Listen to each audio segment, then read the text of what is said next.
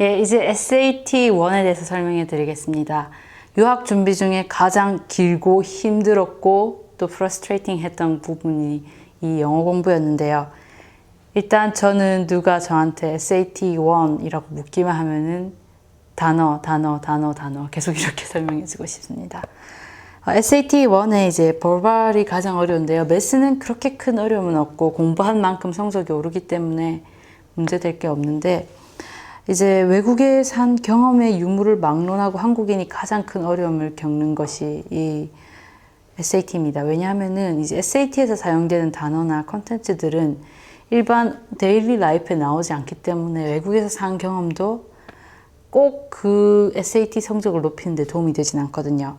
그리고 벌발 섹션에 이제 sentence completion, short reading comprehension, long reading comprehension 이렇게 모든 유학 준비라든가 유학 경험담에서 그 섹션별로 나눠서 어떻게 하는지를 공부하지만 이제 제가 거기서 가장 공통적으로 보였던 것이 이제 문제의 유형 파악을 하는 것, 그러니까 문제에 대한 접근 방법을 아는 것이죠. 그리고 단어의 중요성, 그리고 리딩의 중요성 등을 설명을 합니다. 그래서 이제 반복적인 이야기를 피하고 제가 느꼈던 것, 어떤 부분 두 가지가 중요한가를 중심으로 설명해 드리겠습니다.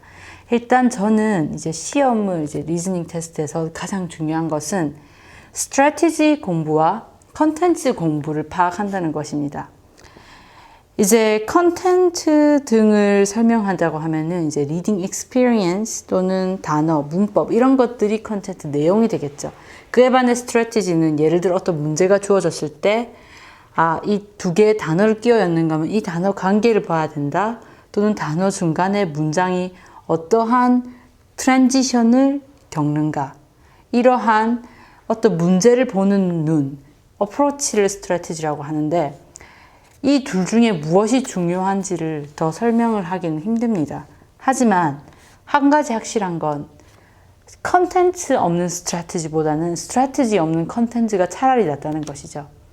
아무리 but이라는 단어가 이 문장 앞 뒤에 대비를 하기 때문에 어떤 단어를 끼워 열 때 두 개의 단어가 반대되는 것이라는 것을 그런 전략적인 정보가 있다 하더라도 막상 그 단어들의 뜻을 모르면 그것은 무용지물이 됩니다.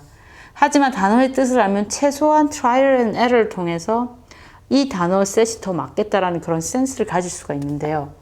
그런 점에서 이제 또 스트래티지는 약간 마지막에 점수를 피니싱하는 작업이라고 하면은 컨텐츠야말로 시간이 오래 걸립니다. 그러므로 이제 유학을 처음에 준비하고 SAT 공부를 준비하는 단계에서는 컨텐츠에 여러분이 좀 더 집중해 주시기를 바랍니다. 저는 이제 중학교 1학년 때부터 학교 공부를 시작으로 영어를 공부해서 영어에 자신이 없었습니다. 중학교 입학하기 3개월 전에 ABCD를 정말 시작했거든요. 이제 초등학교 때 제 다음 학년부터 3학년부터 영어를 배웠지만 저는 그러지 않았고 또 학원에 다니는 것을 그렇게 좋아하지 않았기 때문에 영어에 거의 문외한 수준으로 학교에 입학했습니다. 그래서 영어에 자신감도 없었고 또 한 예로 중학교 1학년 때 수업 시간에 알라딘이라는 영화를 보고 이제 조별로 학생들이 나와서 이제 들은 문장을 기억나는 문장을 칠판에 쓰는 그런 컴페티션이 있었는데 친구들은 제가 다른 과목에서 약간 이렇게 잘하니까 이번 영어 과목에도 저를 추천했는데 저는 들었던 게 이제 알라딘과 자스민이 자파를 쫓아가다가 이제 항구에 딱 도착을 해서 We are too late 라고 하는 우리 너무 늦었어 이렇게 해야 되는데 저는 그때 to가 too much 이런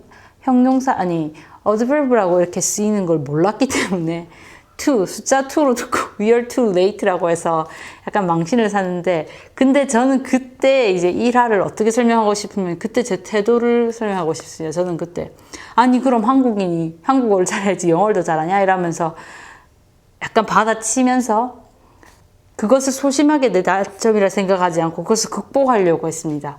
그랬던 이런 어떤 뻔뻔함에 가까운 당당함이 제가 영어 공부를 할 때 가장 큰 도움이 되었던 게 일단 한국인의 특징이 리딩은 잘 되는데 리스닝과 스피킹이 안 됩니다. 저는 오히려 반대의 경우가 있었는데 왜냐하면 저는 외국인과 이제 나중에 해외 경험이 있었을 때 이제 해외 학원을 다닐 기회가 있었을 때 그냥 모르는 말이라도 시도를 했거든요. 그래서 알고 있는 내용이 이렇게 나올 수 있도록 그런 연습을 해서 이제 나중에 외국인이 못 알아들으면 한국어로 왜 그것도 못 알아들어요 이러면서 자신감 있게 임했던 것이 제 영어 공부에 큰 도움이 될 것 같고요. 그 자신감 있는 와중에도 제가 선택한 것은 집요함이었습니다. 무조건 뻔뻔해지느니 내 실력을 바탕으로 뻔뻔해지자라고나 할까요? 그래서 이제 고등학교 3학년 중반에 이제 많이 초조했습니다. 왜냐하면 2학년 때 중반부터 SAT를 시작해서 남들은 4년도 공부하는데 나는 1년밖에 공부 안 했고 또 부산에는 유학을 준비한 학원도 없는 데다가 학교 공부도 힘들고 해서요. 그래서 이제 시험을 통해서 풀어보고 문제 유형을 파악하고 이런 문제가 나온다는 그런 어떤 기출 문제를 바탕으로 한 공부를 하면 시험이 점수가 오르지 않을까 했는데 처음에 조금은 올랐습니다. 왜냐하면은 아까 말했듯이 스트래티지를 몰라서 나오는 반복적인 실수는 줄였으니까요. 하지만 그 다음부터는 아무리 많은 문제를 풀어도 점수가 그대로였습니다. 왜냐하면은 스트래티지를 올릴 수 있는 거 다 올린 다음에서는 점수가 더 이상 오를 수가 없죠. 그래서 이제 제가 3학년 9월에 SAT를 치러야 된다고 생각하고 이제 5월달까지 내신 준비에 바빴기 때문에 시간이 없다. 3개월밖에 없다. 근데 그럴수록 돌아가야 하는 것이 컨텐츠 공부였습니다. 저는 그래서 틀리는 것, 문제들을 가만히 보니 내가 이 몰랐던 게 단어 뜻을 몰라서 틀렸다는 것을 알게 되었습니다. 어떤 문제를 막론하고요. 리딩에서도 어떤 패시지가 주어졌을 때 나는 이게 아주 즐겁고 조이어스한 거라고 읽었는데 나중에 보니까 sad가 어떤 컨텐츠의 전반적인 톤이라고 나왔을 때 내가 무엇을 틀렸을까? 무엇에서 놓쳤을까? 무엇을 놓쳤기 때문에 이 문제를 놓쳤을까 생각해 보니 핵심적으로 주어지는 하나하나 던져지는 이 단어들의 정확한 뉘앙스를 몰랐기 때문에 제가 틀렸다는 것을 알고 좋다. 2판 4판이다. 처음부터 시작해보자 해서 5,000 단어 리스트라는 것이 있습니다. 퀄리지의 5,000 words vocabulary 또는 베론스.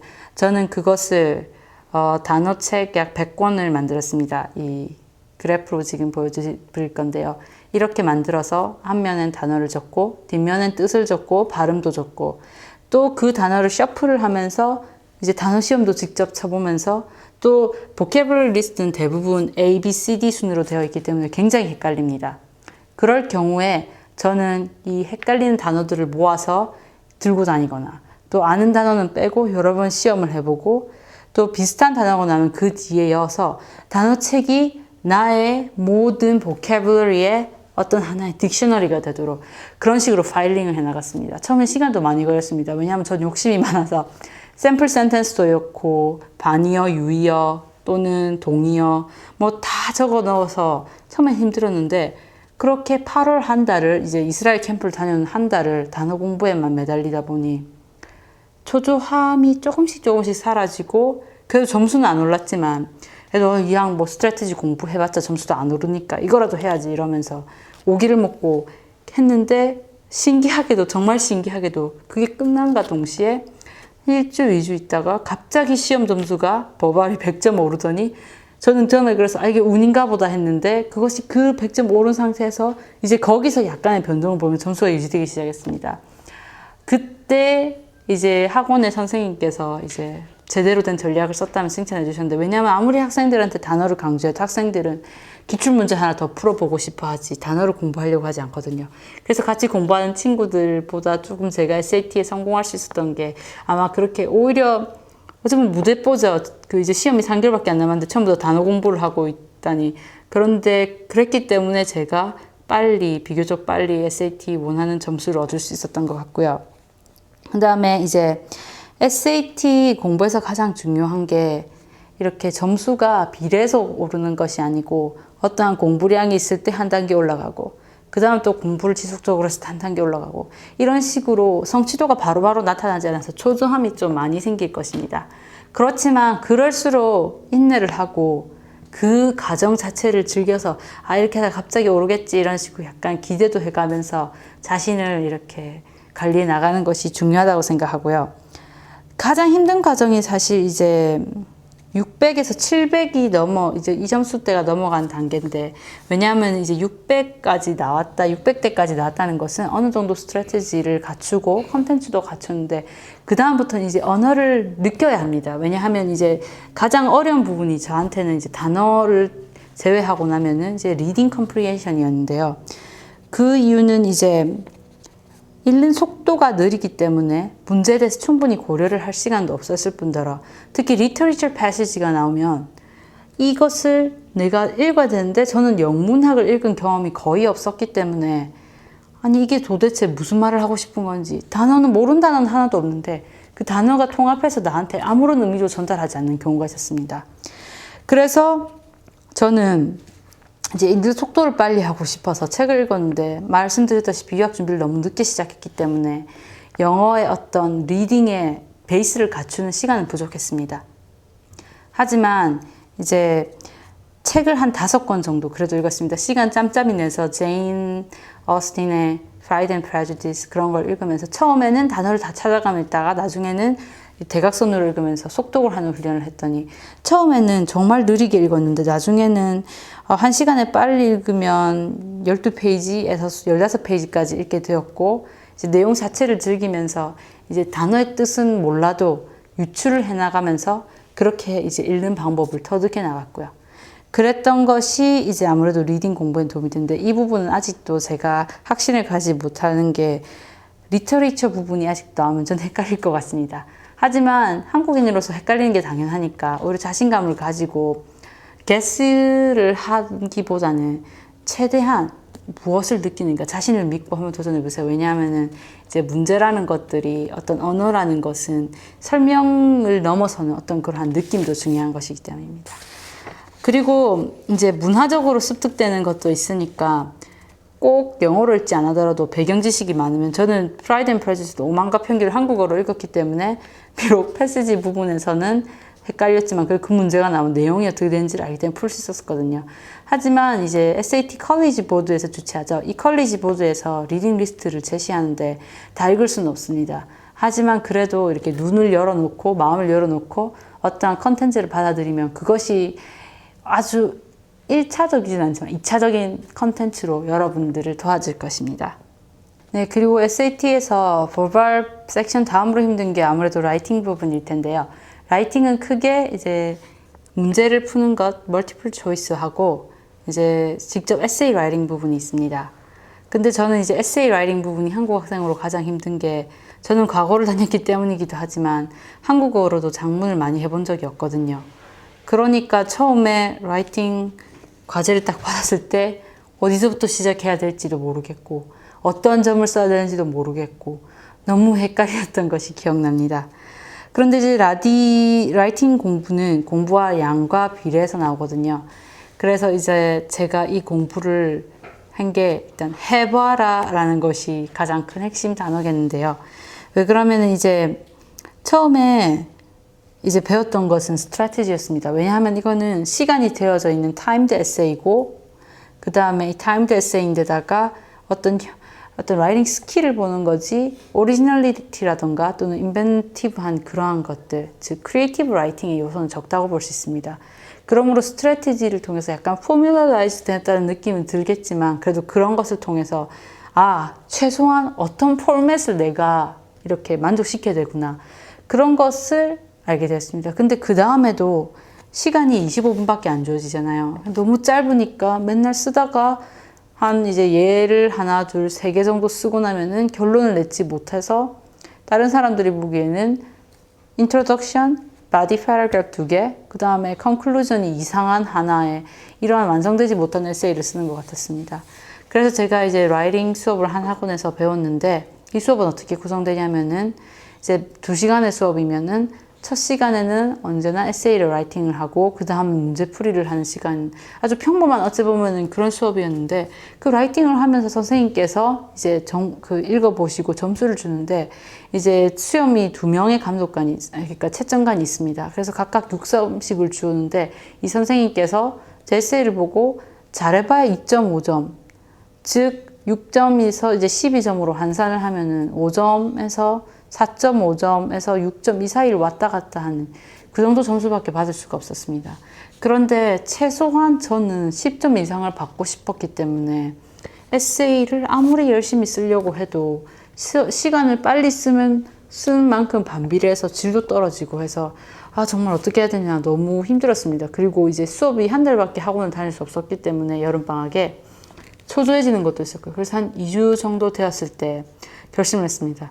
아, 이렇게 가다가 안 되겠다. 한번 이번 주말 에세이가 몇 시간이 걸리든 마음에 들 때까지 써보자. 이래서 3개 에세이를, 4개 에세이를 이제 채점 됐을 때 3점 이하로 받았던 에세이를 들고 와서 한 에세이에 3, 4시간이 걸리도록 그래도 처음부터 끝까지 단어 초이스까지 하고 문장의 구조도 좀 어렵게 써보려 하고 그런 식으로 해서 한 에세이당 한 3시간 또는 이제 3시간 반에서 4시간 이렇게 걸리도록 썼습니다.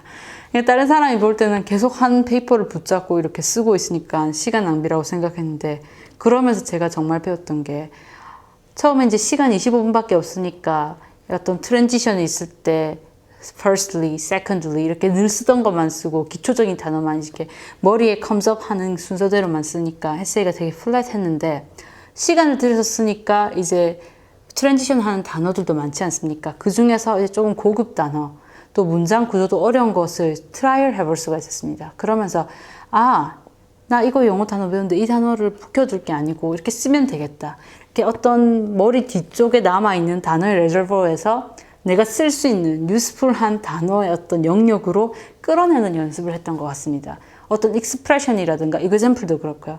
왜냐하면은 어떤 이그젬플이라는 건 컨텐츠죠. 이 컨텐츠를 가지고 어떻게 주제 그리고 너의 아규먼트에 피링하게 이렇게 모습을 바꿔서 엮느냐.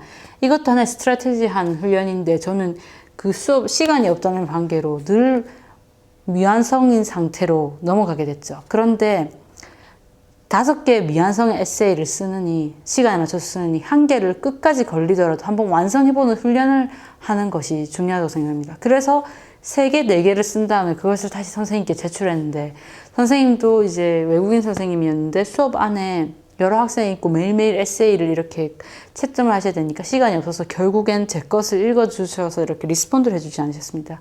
그런데 제가 그 다음으로 수업 시간에 받은 게 5점, 즉 SAT 12점 만점인 에세이로 환산을 한다면 10점에 해당하는 점수였습니다. 그리고 저는 실제 시험에서 11점을 받아서 아주 만족스러웠는데요.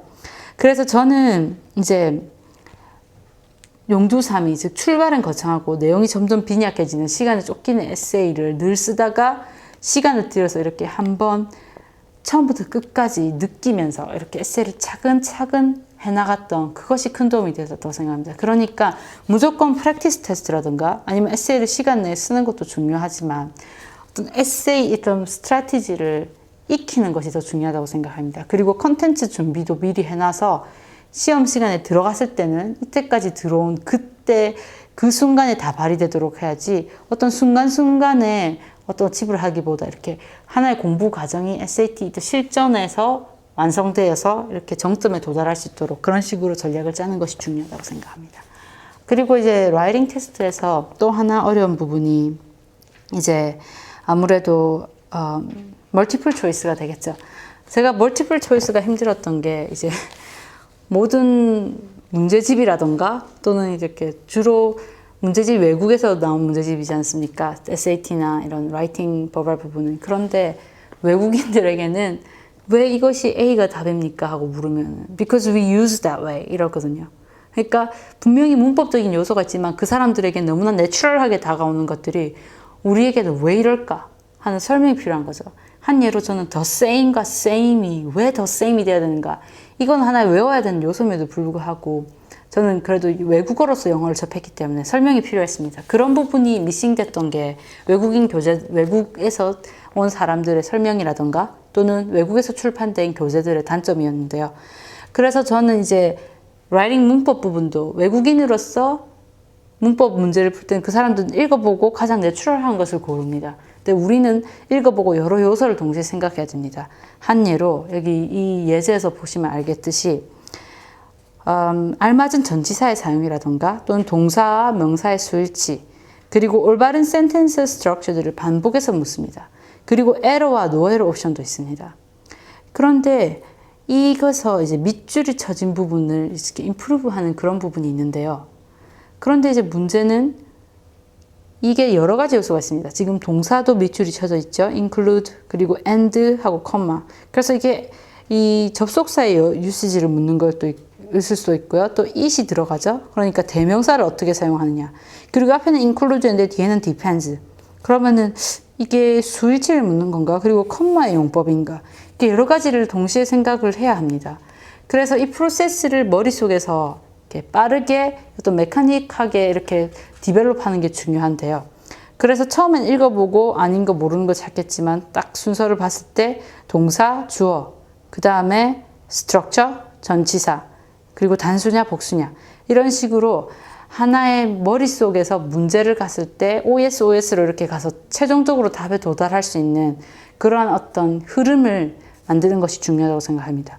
그래서 이 에세이의 이 간단한 예문에서도 사실 저는 이걸 처음에 풀었을 때 틀렸거든요. 왜냐하면 저는 it에 중심을 두고 봐서 왜냐하면 앞에서는 계속 나왔으니까. 그래서 어떻게 보면 알고 있었는데 틀렸다라는 silly하게 틀린 경우가 굉장히 많습니다. 하지만 그렇게 놓치기에는 라이팅 부분 너무 아까우니까 이런 전략을 생각하는 게 중요하고 그리고 보통 문제집을 사는 사람들이 앞에 이런 내용 부분에 중심을 두기보다는 뒤에 있는 프랙티스 테스트나 문제를 풀기에 바쁜데 문법만큼은 어떻게 그렇게 문제를 통해서 하나하나 배워가면은 무슨 거미줄처럼 너무 성긴 지식을 가지게 됩니다. 그러므로 차곡차곡 갖춰서 어떤 빠져나가는 지식이 없도록 손을 이렇게 잡았을 때 손 사이로 흐르지 않도록 내용을 익히고 그 다음에 문제를 풀어나가는 것이 중요하겠다고 생각합니다. 이렇게 말해도 결국에는 자신의 노력에 달려있죠. 여러분께서 이렇게 점수를 오르는 데 도움이 되었으면 합니다. 이제부터 SAT2 Subject 테스트에 대해서 이렇게 설명해 드리겠습니다. SAT2 Subject 테스트에는 이제 Math 2C, Math 1C 그리고 언어 같은 경우에는 Chinese, French, German, Spanish, Hebrew, Italian, Latin, Korean, Japanese 등이 있고요. 또 인문학에는 영문학, English Literature, US History, World History 등이 있고 이제 아까 말씀드린 수학과 더불어서 Biology, EM, 그러니까 Ecology와 Molecular Biology 두 가지의 선택 과목 세부가 있고 또 Chemistry, Physics 이렇게 종류가 있습니다. 저는 이제 자신 있는 것들이 과학 과목이었고 또 학교 자체에서도 역사 같은 것을 강조하지 않았기 때문에 이런 과목들을 영어로 친다는 것에 약간 불안해서 일단 이제 기본적으로 대학에서는 SAT를 2개에서 3과목을 요구하거든요. 이제 New SAT냐, Old SAT냐에 따라 다른데 그래서 저는 이렇게 4과목을 쳤고요. 이제 Math 2C는 Math 1C의 내용을 다 포함하고 좀 더 어렵기 때문에 또 Math 2C도 그렇게 어렵지 않기 때문에 만약에 이것을 친다면 Math 1C를 선택할 필요는 없고 다만 이제 9학년부터 한다면 Math 1C를 하고 실력을 가늠한 다음에 2C도 해보고 이런 것도 좋은 생각이라고 생각하고 또 이제 바이올로지는 몰큘러하고 이컬러지가 있는데 저는 동물 이름 같은 것들을 잘 이렇게 모르니까 이제 몰큘러를 선택했거든요. 물론 이컬러지가 더 쉽다고 해요. 근데 이것도 전략적으로 자신이 무엇에 더 자신감이 있는가라는 것을 아는 게 중요하고 그 다음에 이제 케미스트리 같은 경우는 제가 전공을 화학을 할 건데 학교에서는 이제 과학고니까 점수를 잘 받기가 힘들지 않습니까? 그래서 이런 스탠더다이즈 테스트 통해서 우리 학교에서의 B는 다른 학교에서 A보다 낫다. 이런 것을 강조하고 또 한국에서도 그럴 수 있어요. 왜냐하면 미국보다 과학, 수학 같은 경우에는 수준이 굉장히 높은 편이니까요. 그러니까 이런 것을 통해서 자신의 어치브먼트를 강조하고 또 인문 과목들 전공을 생각할지라도 조금 공부를 노력해서 하면은 이렇게 저는 치지 않았지만 월드 히스토리라든가 또 제 친구 중에 한 명은 월드 히스토리 800을 받았거든요. 생물 전공하는데 책을 한번 꾸준히 읽더니 그리고 정리를 해나가더니 받을 수 있었어요. 그러니까 절대 불가능한 것이 아니니까 도전해 볼 만하고요. 또 피직스 같은 경우에는 한국에서는 이제 고등학교 3학년, 고등학교 1학년, 중학교 3학년 이 정도 수준이기 때문에 쉽게 도전할 수 있을 것 같습니다. 그리고 이것은 절대 테스트가 아니고 커브라고 상대적으로 이렇게 점수가 주어지기 때문에 피직스나 이제 매스 같은 경우에는 오히려 점수가 잘 나오는데 케미스트리나 바이올로지 같은 경우에는 하나 틀릴 경우에 점수가 팍팍 깎이는 그런 게 있으니까 이제 유의해서 선택하고 대체적으로 750을 넘어가면은 이제 점수가 좋은 걸로 인정이 되는데 이제 한국 학생의 경우에는 좀 목표를 높게 잡아서 800을 목표로 해도 될 것 같고요.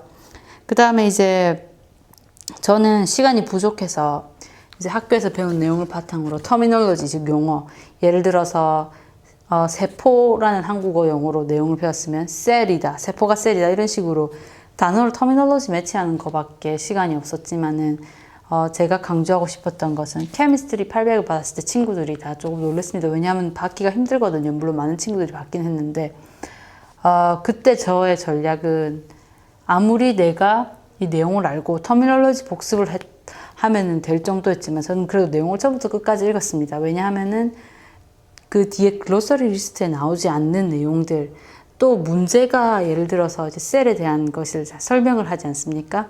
그럼 그 설명하는 그 내용을 읽는 게 바로 문제에서 이 내용이 나왔을 때 그 패시지하고 같다고 보면 되기 때문에 결국 내용을 읽어내는 자체가 시험에서 문제를 해독해 나가는 그런 연습을 하는 거라서 저는 문제집을 샀을 때 어떤 문제를 푸는 것보다 내용을 차근차근 읽어서 그걸 완전히 이해하는 것이 더 중요하다고 생각합니다. 그래서 SAT2 공부할 때 제가 썼던 교재들은 이렇게 컬리지 보드에 보면은 기출 문제들을 많이 제공해 줍니다. 그래서 그것을 통해서 그런 기출 문제들도 풀어보았고, 또 카플란이라든가 프린스턴 리뷰 또는 또 많은 그런 작은 출판사들이 있는데 그런 것을 통해서 이제 연습을 많이 했습니다. 그래서 또 시간이 1시간밖에 안 주어져 있으니까 시간을 빨리빨리 이렇게 아는 내용을 빨리 풀어나가는 훈련도 중요하다고 생각합니다. 그거 외에는 SAT는 시간을 잘 분배해서 과목을 만약에 1학년 때 생물을 들었다. 그러면 그 끝날 때 이제 기억이 생생할 때 생물을 치고 AP도 마찬가지고요. 그런 식으로 진행해 나간다면 큰 무리가 없을 거라고 생각합니다. 네, 이제 토플에 대해서 설명해 드리겠습니다.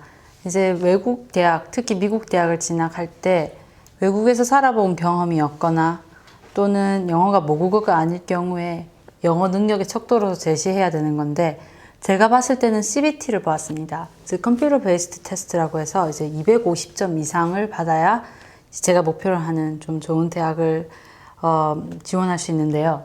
여기서 저는 토플 시험을 2번 봤습니다.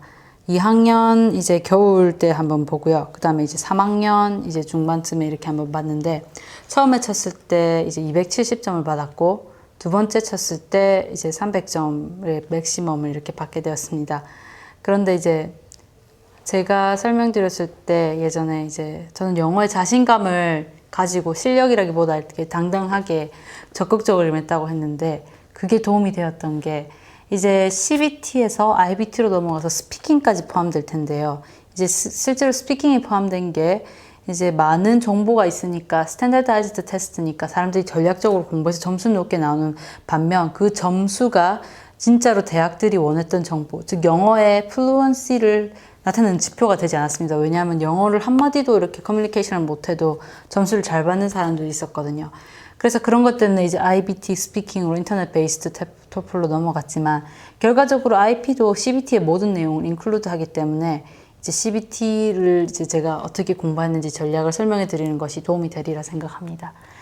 그래서 일단 제가 토플은 이제 많이는 준비는 못했습니다. 그렇지만 SAT를 준비하는 중이었고 SAT가 고급 영어를 이렇게 보캐블러리를 설명하는 그런 거였는데 중요한 게 토플은 아카데믹 잉글리시입니다. 즉 학교 수업을 받을 수 있느냐를 테스트하는 거거든요.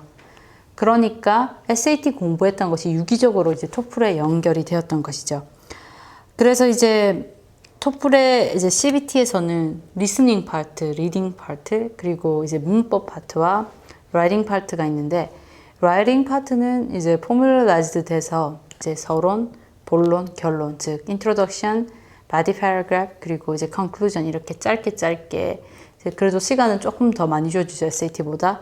그래서 쓸 수 있고 또 에세이의 주제 셋이 있습니다. 계속 주제가 추가된다고는 들었는데 200개 내로 이렇게 셋이 있고 이렇게 argument를 할 때 agree냐 disagree냐 또는 example을 대라 또는 너가 이런 상황에 조지면 어떻게 하겠느냐 이런 식으로 비교적 이렇게 퍼스널하게 쓰기 쉽게 주제들이 구성되었기 때문에 이것은 연습을 좀 하면 어렵지 않고 아까 SAT에서 설명해드린 그런 전략을 그대로 쓸 수 있을 거라 생각합니다. 그럼 토플에서 가장 힘든 점은 리딩도 이제 전략이 필요하겠지만 리스닝이라고 생각하는데요.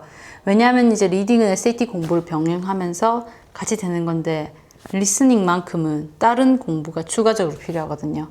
저도 리스닝에서 가장 큰 고민을 했는데 그 이유가 제가 보캐블러리를 자연스럽게 이렇게 실생활에서 사용하면서 체득한 게 아니고 리스트를 통해서 배웠기 때문에 아무리 발음을 혼자 공부한다 하더라도 제가 익힌 발음이 not necessarily 하게 그 토플, 즉 영어권에서 사용하는 발음이 아니었습니다. 한 예로 compromise, 협상하다 compromise 있죠.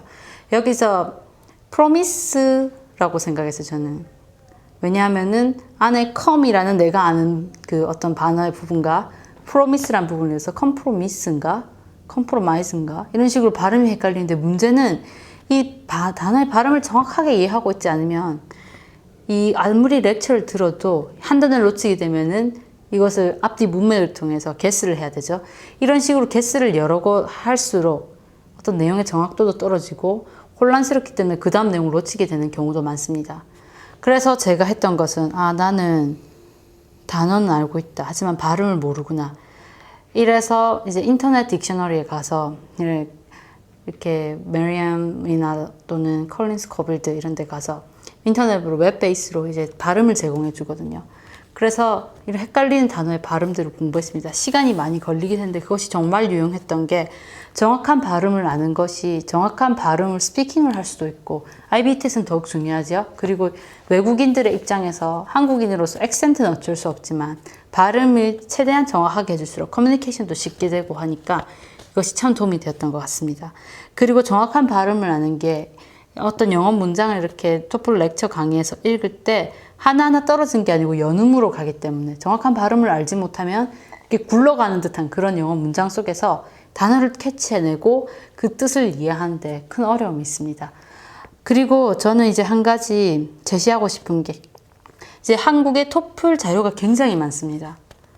책도 뭐 무궁무진하게 많습니다. 하지만 이때 토플 공부에서 특히 렉처 공부에서 그러니까 렉처 리스닝 파트에서 중요한 건 여러 개 다다익선이긴 하지만 그것보다도 하나를 끝까지 파헤쳐서 이해하는 게 중요하다고 생각합니다. 아까 SAT 라이팅에서도 설명했듯이 저는 스크립트를 받아쓰기를 많이 했는데 딕테이션 할 때 모르는 단어를 10번, 20번을 반복해서 듣더라도 들릴 때까지 했습니다. 왜냐하면 그때 들릴 때까지 함으로써 예를 들어서 모르는 단어 expert이 나왔다고 합시다. 그때 expert이 이런 식으로 발음된다는 것을 한번 보고 알면은 그러니까 답을 보고 스크립트 보고 이렇구나 하고 넘어가면 기억이 안 남지만 10번, 20번을 통해서 아하 나는 이렇게 발음된다고 생각했던 게 이런 식으로 들리고 이걸 이렇게 캐치낼 수 있구나라는 것을 훈련을 했던 것 같습니다. 그래서 여러분들께서도 스크립트 딕테이트를 제가 추천해 드리는데 많이는 못하더라도 꾸준하게 연습을 하면은 렉처 강의를 듣는데 큰 도움이 되고요. 그 다음에 또 토플은 주제들이 다양합니다.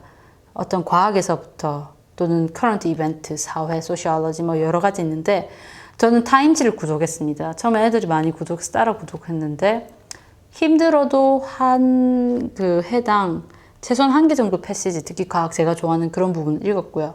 그랬더니 그런 current event들에 대해서 이제 어떻게 모던 잉글리시로 익스프레션이 되는가 타임지가 가장 이렇게 현대적 영어를 이런 특히 미국에서 쓰이는 그런 영어를 잘 표현한다고 보면 되거든요. 그런 식으로 모르는 단어를 공부하고 또 아카데믹한 그런 것도 했던 것이 실제로 무슨 말인지를 알아도 그러니까 무슨 소리를 하고 있는지 알아도 내용 자체를 이해해야 문제를 풀 수 있거든요. 그래서 그 순간에 모르는 내용을 영어로 들어서 이해하고 하기보다는 조금 퍼밀리한 내용이면은 영어로 들었을 때도 더 쉽게 이해가 되고 문제로 더 쉽게 풀 수 있으니까 그런 점에서 컨텐츠 스터디 즉 여러 가지 다양한 종류의 리딩을 읽어보는 것이 중요하다고 생각합니다. 그래서 이 타임지 공부했던 건 SAT에도 크게 도움이 되니까 유기적으로 공부할 수 있다고 생각하고 그런 식으로 꾸준히 훈련해서 이렇게 완성해 나가면 토플은 무리 없이 준비할 수 있을 거라 생각합니다.